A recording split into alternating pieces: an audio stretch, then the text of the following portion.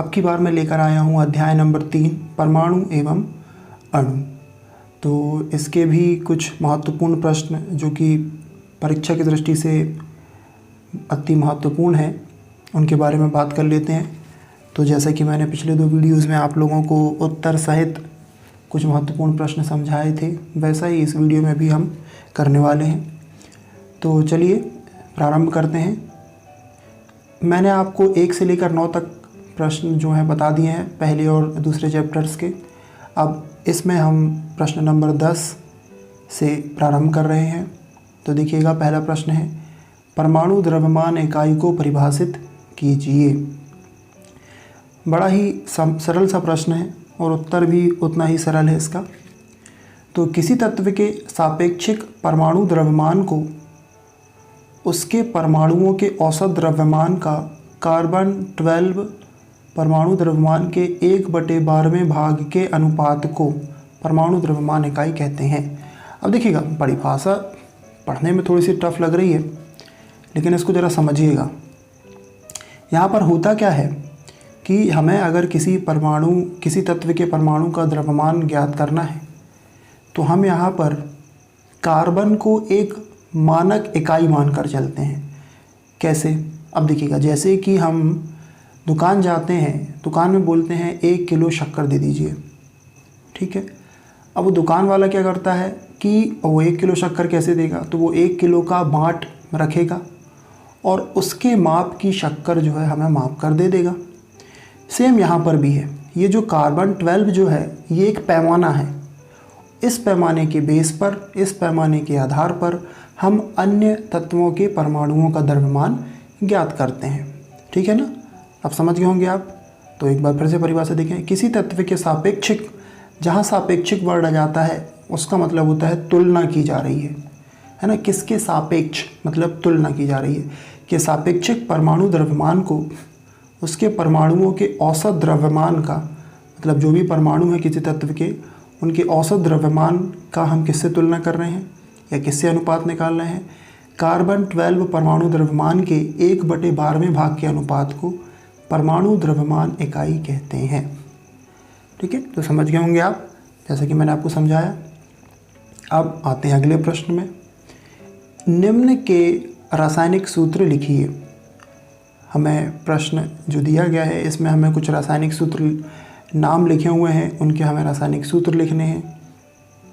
जैसे कि पहला लिखा हुआ है सोडियम ऑक्साइड Na2O। इसका जो रासायनिक सूत्र होगा वह होगा Na2O। अब Na2O ही क्यों होगा? तो देखिए क्या होता है, जो ऑक्सीजन है, ऑक्सीजन की जो संयोजकता है वो ऋण 2 होती है और जो सोडियम है यानी Na है उसकी संयोजकता धन 1 होती है। तो अब हुआ क्या कि जैसे मैंने आपको बताया कि ऑक्सीजन की संयोजकता ऋण 2 है और सोडियम की संयोजकता धन 1 है। ऋण 2 का मतलब है ऑक्सीजन 2 इलेक्ट्रॉन ग्रहण कर सकता है और सोडियम के धन 1 का मतलब है कि 1 इलेक्ट्रॉन ये किसी को दान कर सकता है, ठीक है। ये थोड़ा सा जो है ये बड़ी क्लासेस का टॉपिक है, आपकी क्लास का टॉपिक भी है, बट इसे थोड़ा सा हमें डिटेल में समझना होगा। लेकिन फ़िलहाल अभी हम इस प्रश्न के हिसाब से जितना समझ सकते हैं उतना तो कर ही लेते हैं। तो जैसा कि मैंने बोला कि ऑक्सीजन की संयोजकता ऋण 2 है और सोडियम की संयोजकता +1 है। +1 का मतलब 1 इलेक्ट्रॉन वो दान कर सकता है और ऋण 2 का मतलब ये 2 इलेक्ट्रॉन किसी से उधार ले सकता है। तो एक सोडियम के पास 1 इलेक्ट्रॉन होता है, तो यहाँ पर हमें क्या करना होगा, 2 सोडियम लेने होंगे जो कि एक इलेक्ट्रॉन जो एक्स्ट्रा है उनके पास वो ऑक्सीजन को दे देंगे, है ना। तो यहाँ पर क्योंकि हमारे को 2 सोडियम की ज़रूरत पड़ रही है एक ऑक्सीजन को 2 इलेक्ट्रॉन देने के लिए, इस वजह से जो सूत्र बनता है वो बनता है Na2O। इसके बाद आप देखेंगे जो अगला प्रश्न है वह है सोडियम सल्फाइड। इसका भी हमें रासायनिक नाम लिखना है। तो सोडियम सल्फाइड के लिए मैंने लिखा है Na2S। इसका भी सेम है, S फॉर सल्फ़र है यहाँ पर और Na जो है वो सोडियम है। फिर aluminium chloride, aluminium chloride AlCl3। Al यानी एल्यूमिनियम, Cl यानी क्लोरीन। फिर मैग्नीशियम हाइड्रोक्साइड MgO, Mg मतलब मैग्नीशियम, O मतलब ऑक्सीजन। यहाँ पर देखिएगा मैग्नीशियम हाइड्रोक्साइड लिखा हुआ है, मैंने सूत्र MgO लिखा हुआ है जो कि गलत है। इसका जो सूत्र ये मैग्नीशियम ऑक्साइड का फॉर्मूला है, मैग्नीशियम हाइड्रोक्साइड का फॉर्मूला होता है MgOH2। चलो अगला हम देख लेते हैं, निम्न यौगिकों के आणविक द्रव्यमान ज्ञात कीजिए। यह बहुत ही महत्वपूर्ण प्रश्न है। इसके लिए हमें विभिन्न तत्वों के आणविक द्रव्यमान, परमाणविक द्रव्यमान पता होना चाहिए। तो जैसे पहला है CO2 का आणविक द्रव्यमान क्या होगा, यह हमें ज्ञात करना है। तो CO2 का आणविक द्रव्यमान भाई, क्योंकि CO2 एक यौगिक है जिसमें कार्बन और ऑक्सीजन मिले हुए हैं, तो यहाँ पर इन दोनों ही तत्वों के अलग अलग परमाणु द्रव्यमानों को हमें जोड़ना होगा, तब कहीं जाकर हमें CO2 का आणविक द्रव्यमान प्राप्त होगा। ठीक है, तो सबसे पहले कार्बन का परमाणु द्रव्यमान प्लस, फॉर्मूले में आप देखेंगे तो CO2 लिखा हुआ है, O2 मतलब कि ऑक्सीजन के 2 परमाणु हैं, इसलिए हमने यहाँ पर लिखा है 2 गुणित ऑक्सीजन का परमाणु द्रव्यमान। तो कार्बन का परमाणु द्रव्यमान होता है 12, ऑक्सीजन का परमाणु द्रव्यमान होता है 16। तो यहाँ पर जब मैंने इसको हल किया 16 गुणित 2 यानी कि 32, तो ये आता है 12 धन 32 44 U यानी यूनिट, हिंदी बोलते इकाई। फिर अगला है NH3 यानी अमोनिया बोला जाता है, इसका रासायनिक नाम अमोनिया है। तो जब हम इसका आणविक द्रव्यमान ज्ञात करते हैं तो N है नाइट्रोजन, H है हाइड्रोजन, तो नाइट्रोजन का परमाणु द्रव्यमान धन 3 गुणित हाइड्रोजन का परमाणु द्रव्यमान, H3 मतलब 3 हाइड्रोजन है यहाँ पर, तो ये बनता है नाइट्रोजन का परमाणु द्रव्यमान 14, हाइड्रोजन का परमाणु द्रव्यमान 1, तो ये हो जाता है 14 धन 3 गुणित 1 मतलब 3 एकम 3, और ये कुल मिलाकर हो गया 17 U यानी इकाई। फिर अगला आप देखेंगे CH3OH, यहाँ पर आप देखेंगे तो कार्बन है, हाइड्रोजन है, ऑक्सीजन है, तो यहाँ पर 3 तत्व हैं।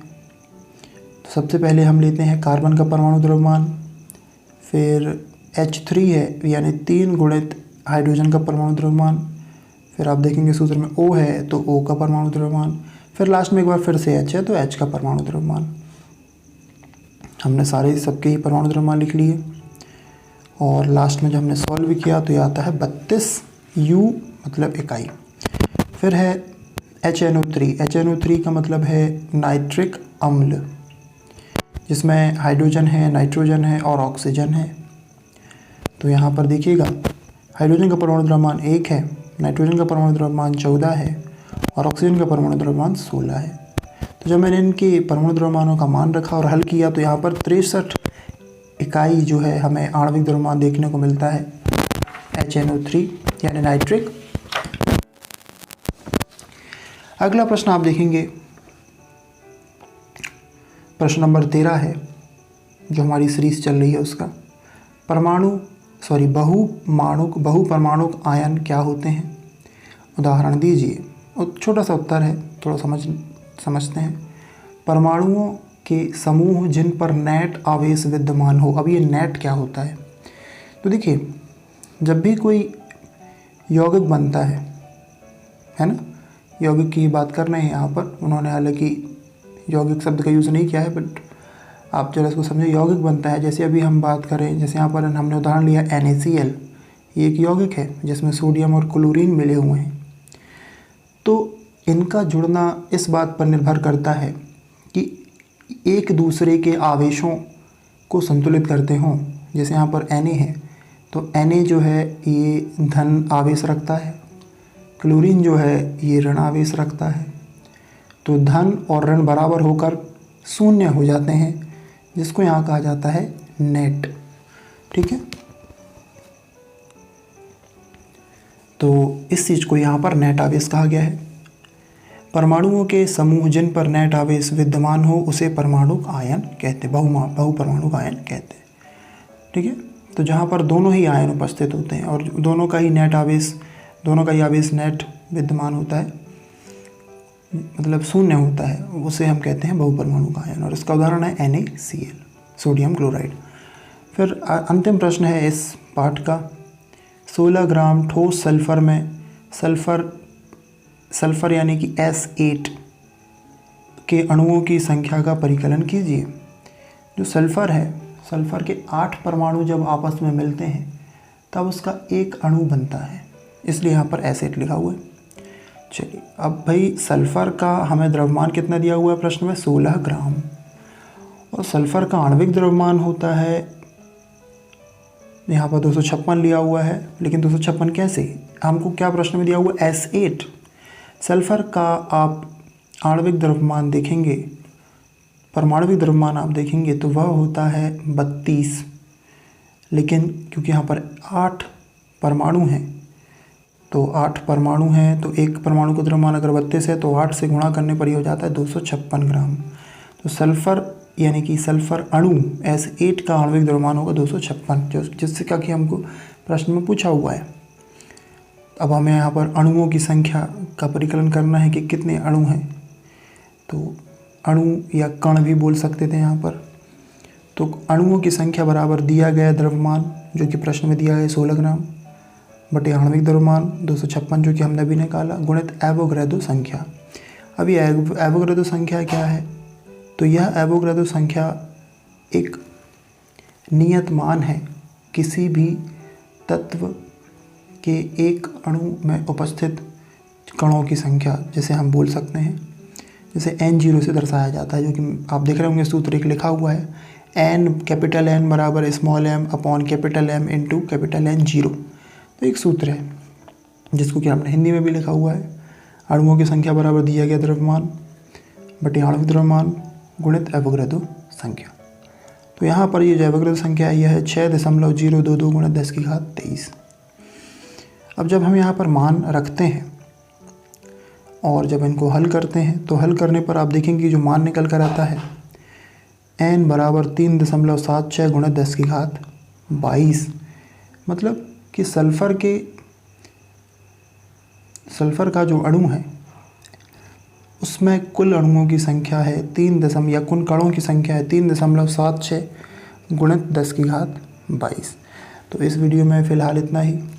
अब हम अगले वीडियो में मिलेंगे जिसमें मैं आपको चैप्टर 4 जो कि काफ़ी महत्वपूर्ण है उसके बारे में बात बताऊंगा, उसके कुछ महत्वपूर्ण प्रश्न लेकर आऊँगा। तो अभी के लिए फ़िलहाल इतना ही। जय हिंद, वंदे मातरम।